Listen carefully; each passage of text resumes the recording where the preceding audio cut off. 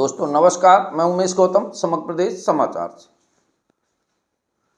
कुछ कहानियां ऐसी हैं जो संवेदना और समाज और राजनीति को प्रेरित करती हैं और धर्म संस्कारों को भी कुंठित करती हैं। ढोंगी बाबाओं और राजनीतिक महिलाओं और उच्च पदों पर बैठे लोगों की ये कहानी है।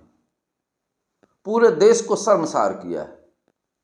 बात बताते हैं महाराष्ट्र के एक ज्योतिषी न्यूरो विद्वान कहलाते थे अशोक खरात। अब बता दें कि खरात जो है ब्राह्मण समुदाय से नहीं आते हैं। अशोक खरात ज्योतिषी थे और ज्योतिष का काम किया करते थे। उनके पास बहुत सारी महिलाएं, बहुत सारे पुरुष अपने भाग्य की बात पूछने जाते थे। तो सवाल यहाँ एक क्यों उभर कर आया, क्योंकि उनके ऊपर एफआईआर हो गई है और एफआईआर होकर पुलिस ने उनको पकड़ा है। और पुलिस के पकड़ने के बाद जो तथ्य सामने आए हैं वो बेहद दुखद है, क्योंकि इससे समाज, धर्म, संस्कार और आम जनता पर भी बहुत असर पड़ेगा। क्योंकि धार्मिक संस्कार और सिद्ध ऋषियों, मुनियों और साधु संतों, वो किसी जाति या वर्ग के हों, पर समाज उन्हें सम्मान की दृष्टि से देखता है। पर निश्चित तौर पर ऐसे लोग कलंकित होते हैं। ये छोटी सी बात नहीं है, बहुत बड़ी बात है। सामान्य तौर पर यह बात होती तो निश्चित तौर पर इस बात को भुलाया जा सकता था, क्योंकि आए दिन ऐसी घटनाएं होती हैं और इस घटनाओं का मूल्य बहुत ज़्यादा हम नहीं समझ रहे। पर यह घटना निश्चित तौर पर कठिन और भारी है। वो ऐसे कि इस बाबा अशोक खरात की जो बात जुड़ रही है वो बीजेपी सरकार के महिला आयोग की अध्यक्ष रूपाली काणकर के साथ जुड़ रही है। खबर तो यहां तक है कि उनके साथ की भी कुछ फोटो वायरल है और इनके वीडियोज भी वायरल है।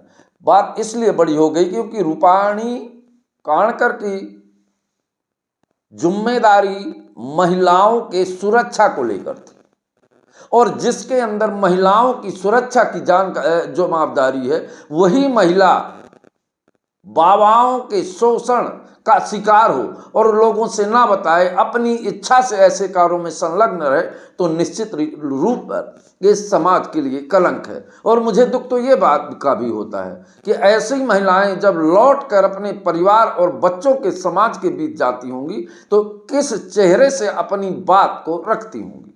ये विषय धर्मांधता का नहीं, ये विषय समाज को कलंकित करने का है, क्योंकि इसमें हमारे धर्म संस्कार, साधु संतों और ज्योतिषियों, पंडितों के चरित्र पर भी कलंक लगता है।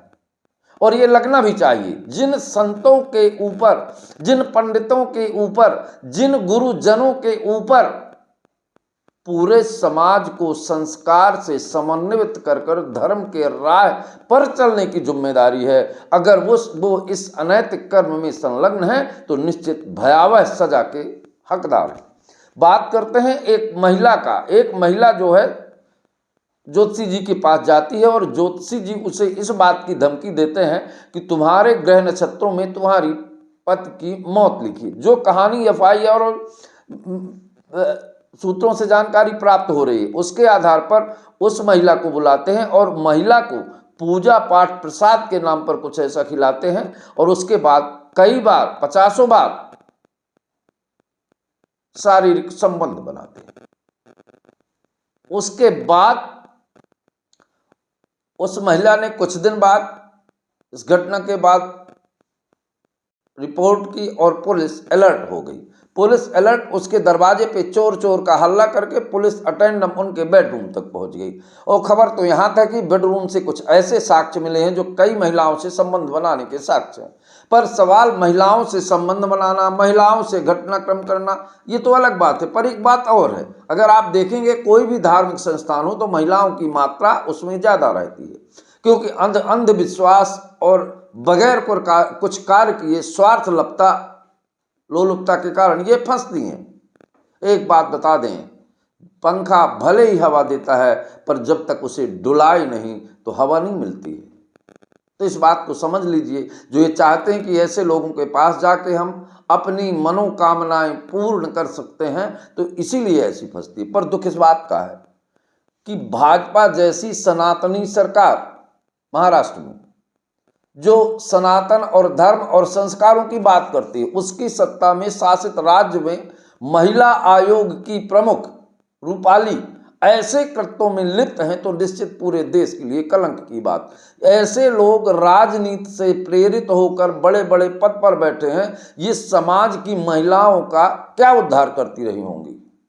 और आज तक जिन महिलाओं को इनके ऊपर विश्वास था कि ये हमारा उद्धार करेंगी, इनका क्या कहा जा सकता है। उनके साथ तो इन्होंने धोखा किया और इतने बड़े कलंक का टीका पूरे देश पर लगाकर खड़ा कर दिया। इससे ये साफ साबित होता है कि हमें धर्म और संस्कार, पुरानी एक कहावत है कि पानी पीजे छान के गुरु बनावा जान के, पर आज के लोग आडंबर और बढ़ते दौर में जो जितना फैशनेबल, जितना बड़ा उसका मंच होता है, लोग उसके पास जाते हैं, भले ही उसका चरित्र कलंकित करने जैसा हो, अशोक खरात जैसा ही क्यों ना हो, पर उसका मंच बड़ा है। पता तो यहाँ तक है कि 150 करोड़ के आसपास उसकी संपत्तियाँ की गई है। अब देखना है प्रशासन उस पर कौन सा कदम उठाती है और क्या करती है। महिलाओं की सुरक्षा और संस्कारों के सुरक्षित और दायित्व की बात करने वाले मंचों के लिए ये एक करारा झन्नाटेदार तमाचा है। और एक बात और है, जब विश्वास अंधविश्वास में बदल जाए तो समाज को जागना पड़ेगा और ऐसे लोगों को निश्चित तौर पर कठोरतम से कठोरतम सजा देनी चाहिए।